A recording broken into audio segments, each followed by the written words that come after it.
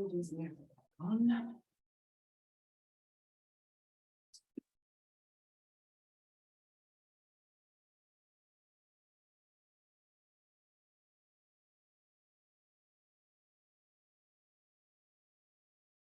Yes, hello, hey, welcome, welcome. My name is Amwu Clarity. I am a tarot reader, crochet designer, videographer, and photographer. Hi, I'm Rain Lawrence and I'm a menstruality coach. That means that I teach other women about the power of their menstrual cycles and how to utilize and harness it to be their best selves.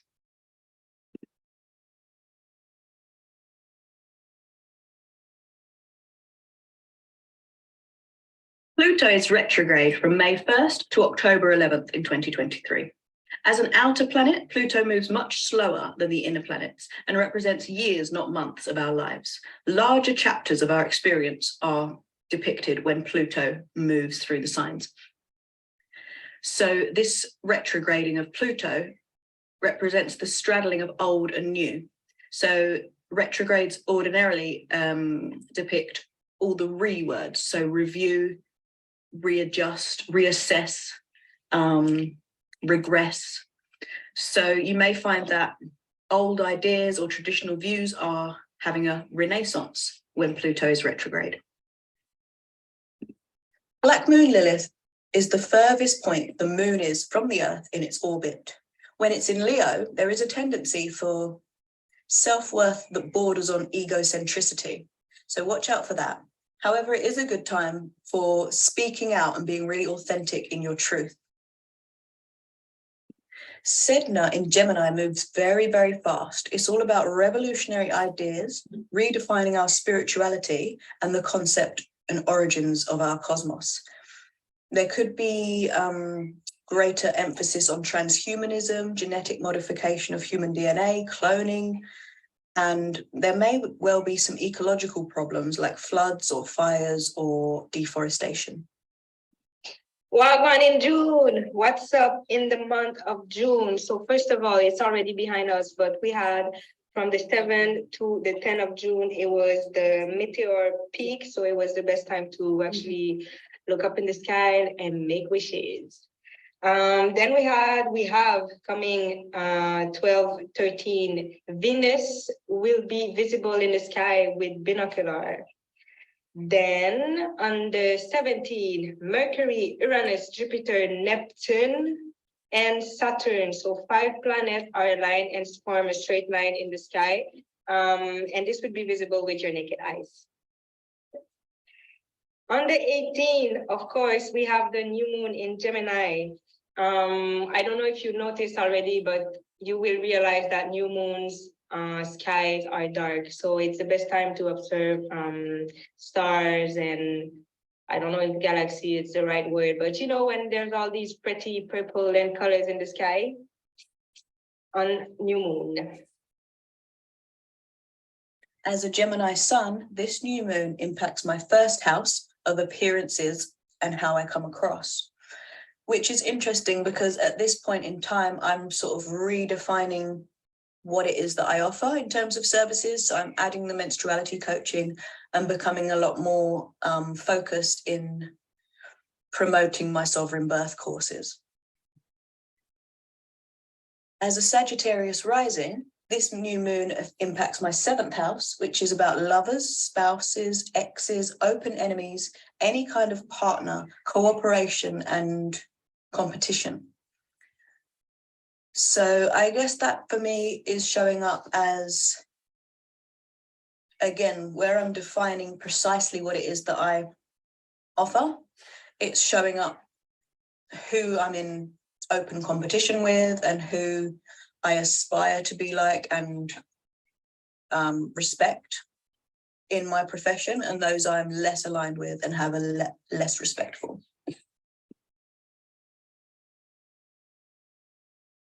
As a Sagittarius rising, this new moon impacts my 7th house, which is about lovers, spouses, ex. Okay, now the houses. I'm a Taurus sun and Leo rising. So for Taurus is the second house that is impacted, which is about values, earning, resources, and possession. Well, of course, I could relate to the earning part because again, I keep saying this. I have my own business which I am trying to make grow. So yeah, of course it's gonna be impacted and hopefully in a positive way, like make money, make money. And then Leo is house number 11. So wishes, goal, business, and social. Oh God, look at this alignment.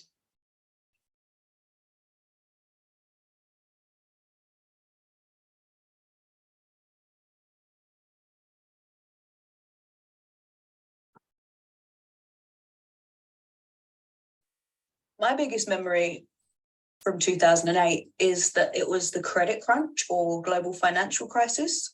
So for me, it was a time of uncertainty and of like really reckoning with this sense of being at the whims or mercy of larger global systems, and that I perhaps wasn't as in control or directing my life as much as I thought or hoped.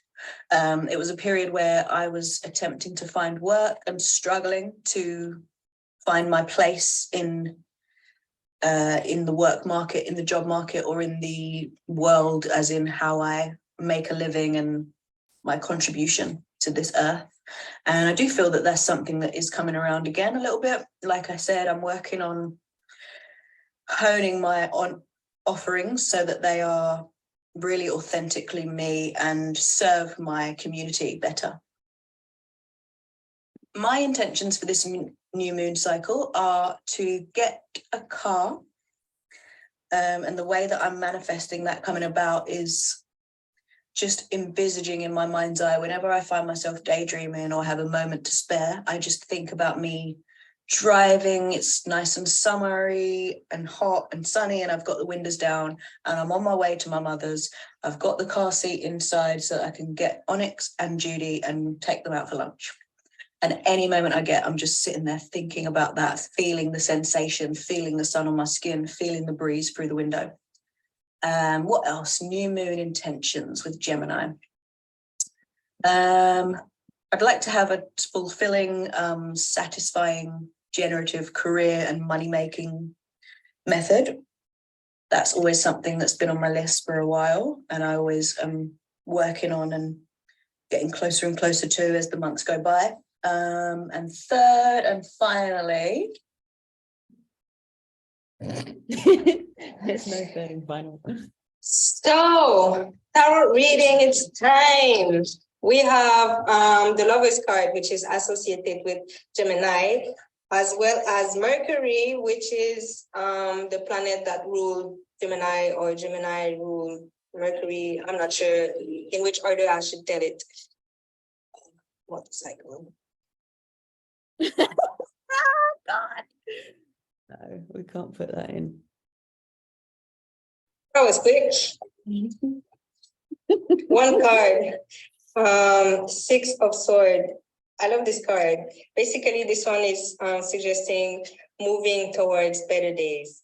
And I just said that. Anyways, Sword, communication skill, mental energy. So whatever's going on in your head, whatever wants to come out of your mouth, let it come out. All right. It's valuable, and you should focus on whatever you feel, whatever you want to do, because others, people, reality is different than yours. When you think about it, you're the only person that will be there until the end. So your happiness is important. Thanks so much for coming. Good luck with your new moon in Gemini intentions. If you'd like to join the Black Queen of Pentacles Telegram group, please use the QR code.